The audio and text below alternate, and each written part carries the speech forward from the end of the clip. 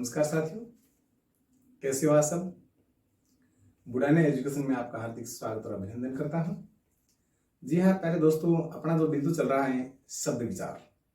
इस शब्द विचार के माध्यम से हमने कल चर्चा की थी कि शब्द को बांट के देखा था कि चार आधार पे हमने शब्द को बांटा था। उत्पत्ति, व्युत्पत्ति और इसके अलावा हमने विकार के आधार पे देखा था, अर्थ के आधार पे बांट के देखा था। आज हम कुछ एक दो बात और सबसे रिलेटेड अपन सीखेंगे, सबसे संबंधित एक दो बातों को और विशेष जानेंगे। वो क्या होगा हमारे लिए, वो है कि भाषा की सबसे छोटी इकाई, यदि सबसे छोटी इकाई और वो भी अर्थ के आधार पर मैं बात करूं तो वो क्या होती है दोस्तों, शब्द होती है। कि भाषा की सबसे छोटी इकाई अर्थ के आधार पे तो वो कौन सी होगी, शब्द होगी। और भाव या भावार्थ के आधार पे मैं यदि बात करूं तो वो रहेगी, वो इकाई रहेगी हमारी वाक्य, या सबसे बड़ी भी वाक्य और सबसे छोटी भी वाक्य। इन मौखिक बातों के साथ में अब मैं आप लेके चलता हूं पहले दोस्तों आज आपको शब्दों के भेद में। सबसे पहला अपन जो बात कर रहे थे भेद में, सबसे पहले भेद की यदि मैं बात करूं, आधार की यदि मैं बात करूं तो वो हमारे सामने कौन सा है, उत्पत्ति के आधार पे, उत्पत्ति के आधार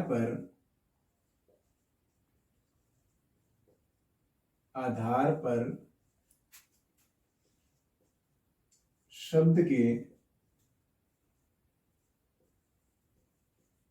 भेद। उत्पत्ति के आधार पर शब्द के भेद कितने होते हैं दोस्तों, 5 होते हैं। कितने होते हैं, 5। कौन कौन से होते हैं, वो हमारे लिए बहुत इंपॉर्टेंट चीज है, महत्वपूर्ण चीज हमारे लिए कौन सी, ये 5 होते कौन कौन से हैं। हम सबने पढ़ते हैं और रटते हैं, रटन विधि नहीं करनी है अपने को क्या करना है, समझना है। क्या करना है अपने को, समझना। और कैसे समझेंगे, अब वो 5 शब्द भी हमारे लिए महत्वपूर्ण हो जाते हैं जब याद नहीं हो जाते हैं ये 5 शब्द भी। तो सबसे पहले मैं इन 5 शब्दों की यदि मैं बात करूं, इन 5 शब्दों की मैं यदि बात करूं वो कौन कौन से होंगे। आइए दोस्तों मैं सबसे पहले आपके सामने लिख देता हूं। पहला लिखता हूं मैं तत्सम। तत्सम शब्द किस आधार पे है पढ़ रहे हैं अपने, उत्पत्ति या स्रोत के आधार पे, उत्पत्ति या स्रोत के आधार पर तत्सम शब्द। अभी तत्सम शब्द होते क्या है, सबसे पहले मैं आपको यहां समझा देता हूं। इसकी परिभाषा लिखते हैं, समझते हैं। रटने का भी बहुत प्रयास करते हैं, फिर भी समझ में नहीं आ पाता है कि तत्सम शब्द होते क्या है। कि संस्कृत के वे शब्द, संस्कृत भाषा के वे शब्द जिनका अपन क्या करते हैं, उच्चारण करते हैं, जिनको अपन पढ़ते हैं, बोलते हैं। लेकिन ध्यान देने वाली बात है कि कौन सी भाषा के हैं, संस्कृत भाषा की। और संस्कृत भाषा के शब्द होने के कारण उनमें किसी प्रकार का बदलाव नहीं होता, और जो कि तो हिंदी में प्रयुक्त होते हैं उन शब्दों को तत्सम शब्द कहते हैं। जानेंगे कैसे, तो सबसे पहले परिभाषा लिखिए कि वे शब्द कौन से, वे संस्कृत के, वे संस्कृत के विवरण है दोस्तों, वे संस्कृत के शब्द, वे संस्कृत भाषा के शब्द या जिनका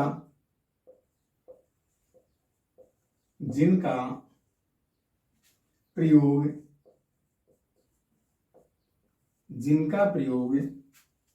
बिना किसी परिवर्तन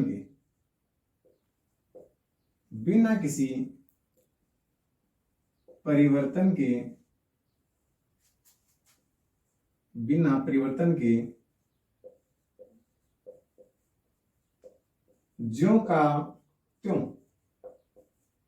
अर्थात जैसा है वैसा का वैसा ही, ज्यों का त्यों हिंदी भाषा में या हिंदी में, ज्यों का त्यों हिंदी में जिनका प्रयोग बिना परिवर्तन के ज्यों का त्यों हिंदी में होने लगा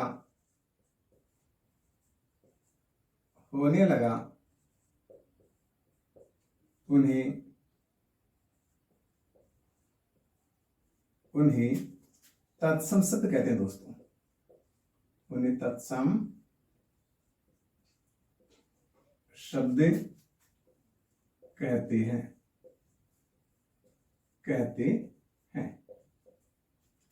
परिभाषा लिख ली। परिभाषा से कभी समस्या का समाधान भी नहीं होता। मैं आपको बता देता हूँ प्यारे दोस्तों कि हमने परिभाषा रट ली, और परिभाषा रट लिया इसका मतलब ये नहीं कि हमें तत्सम शब्द और तद्भव शब्दों की पहचान आने लगी। ये एक संतुष्टि के लिए, ये कि उन बच्चों के लिए जो मोस्टली 6ठी 7वीं 8वीं क्लास में पढ़ते हैं, उनकी संतुष्टि के लिए है कि तत्सम शब्दों की परिभाषा क्या होगी सर। तो ये है कि वे संस्कृत शब्द जिनका प्रयोग बिना परिवर्तन के ज्यों का त्यों हिंदी में होने लगा है, उन्हें तत्सम शब्द कहते हैं। अब और महत्वपूर्ण बात है इनके लिए कि इनका उच्चारण सरल होगा।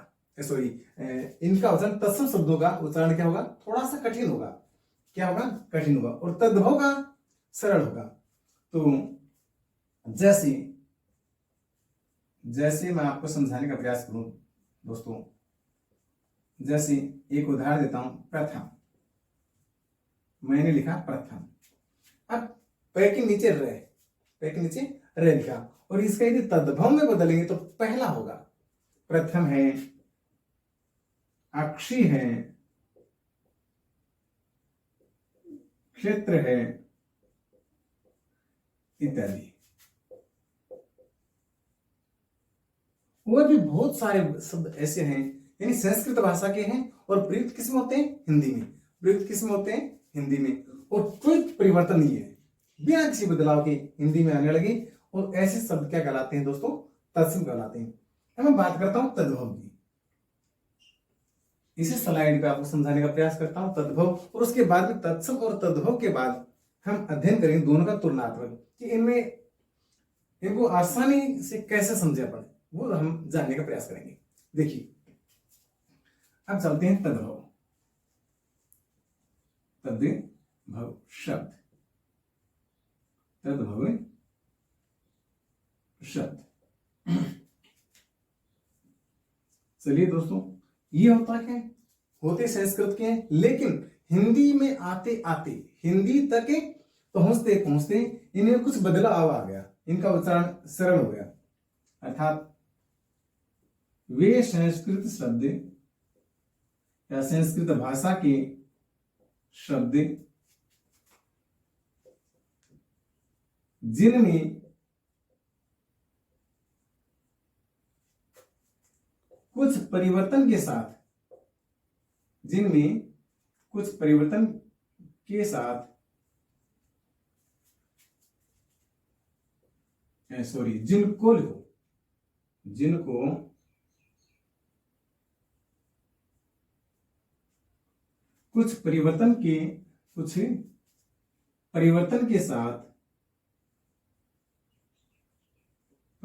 के साथ हिंदी में प्रयुक्त किया जाने लगा, उन्हें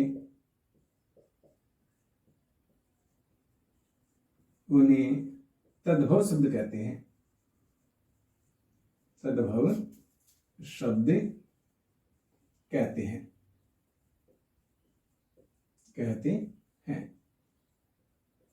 देखिए दोस्तों, यानी तद्भव शब्द की बात करें अपने, तो क्या होगा कि संस्कृत भाषा के तो है, लेकिन हिंदी में प्रयुक्त होते होते हमारे हिंदी तक पहुंचते पहुंचते उनके उच्चारण में कुछ परिवर्तन आ गया। अर्थात उनका उच्चारण सरल हो गया, पहले कठिन थे और अब सरल हो गया। और ऐसे सरल होते ही हिंदी में जो कृतियां प्रयुक्त होते ही इनको क्या नाम दिया गया, तत्सम। ध्यान देने वाली बात ये कि इनमें कोई परिवर्तन नहीं था, अर्थात तत्सम शब्दों में कोई परिवर्तन नहीं है और तद्भव शब्दों में कुछ परिवर्तन और परिवर्तन के साथ प्रयुक्त हो रहे हैं। अब जैसे एक उदाहरण देने का प्रयास करता हूं, जैसे तद्भव शब्दों में, जैसे प्रथम का अपन करते हैं, जो तत्सम था प्रथम का पहला, उसके बाद में जो शब्द था शायद क्षेत्र था, तो क्षेत्र का होगा खेत।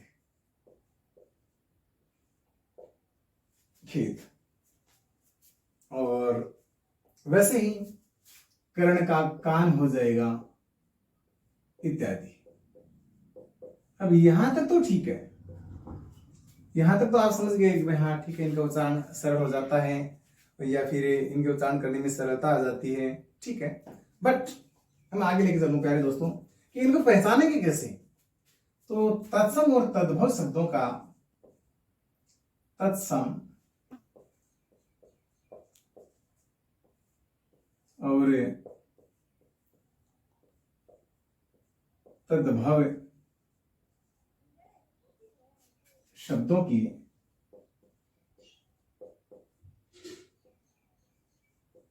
पहचान, कैसे पहचानेंगे इनको, ये आपके लिए वेरी वेरी इंपॉर्टेंट चीज है, बहुत महत्वपूर्ण बात है। इनको समझो प्यारे दोस्तों। अब आसान कैसे करें, इस बिंदु को और आसान कैसे करें। देखिए हमें कैसे लेकर के, जैसे एलकेजी क्लास में पढ़ते हैं, यूकेजी एक पहली दूसरी तीसरी कक्षा में पढ़ते हैं कि कैसे कबूतर से शुरू होकर के उड़ान भरते हैं, कबूतर से उड़ान भरी और भरते भरते अपन इतने ज्ञानी हो जाते हैं कि गैस से ज्ञानी का उच्चारण करते हैं।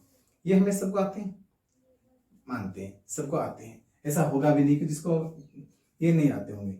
अब मेरे प्यारे दोस्तों, मैं आपको ले चलता हूं इनकी पहचान की। सबसे पहले पहचान में लगाऊं, हमें कुछ नहीं करना, सिर्फ 4 लाइनें छोटी छोटी, जैसे ठ को छोड़ दिया हमने, इस ठ को हमने क्या कर दिया है, छोड़ दिया है। ट ठ ड ढ ण, कुछ नहीं करना दोस्तों, बस साथ साथ देखते रहना, एकदम ध्यान मग्न होकर के ट ठ ड ढ ण। उसके बाद हम चलते हैं ये रे ले व, हमें इस ले को भी छोड़ देना है, इस ले को भी छोड़ देना है। फिर मैं आगे बात करूं, ये के बाद में आगे मैं बात करूं, आपको लेकर चलूं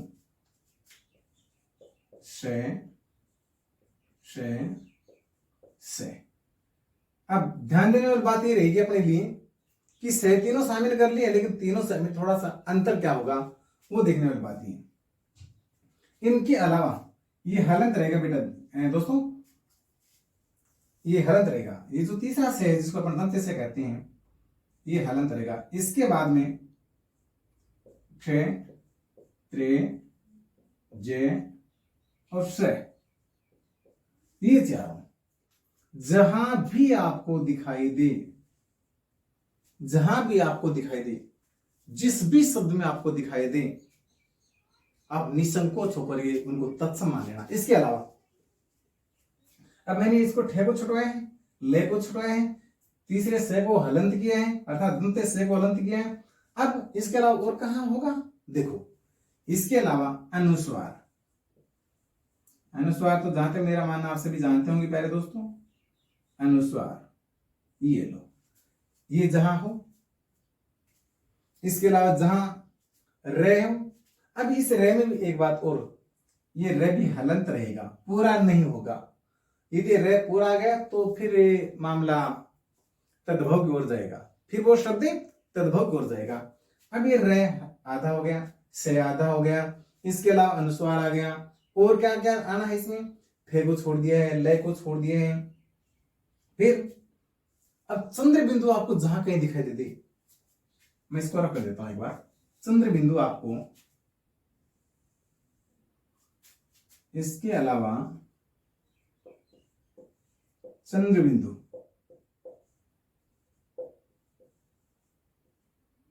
अर्थात चांद और उसके ऊपर लगाओ छोटी सी बिंदु, चंद्र बिंदु, ये जहां भी आपको दिखाई दे, ऐसा शब्द आपको जहां दिखाई दे जिसके ऊपर चंद्र बिंदु लगे हो, तो वो कभी भी तत्सम नहीं होता है। इनके अलावा और क्या होगा, अब इस प्रकार से डे जिसको अड बोलते हैं और ढ, ये भी हों तो ये तत्सम होंगे। ये कैसे होंगे, ये तत्सम होंगे, सॉरी तद्भव होंगे, तद्भव, ये क्या होंगे दोस्तों, तद्भव होंगे। और इधर जो सारणी मैंने आपको दी छोटी सी, टे ठे को छोड़ दिया, डे ढेड़ है।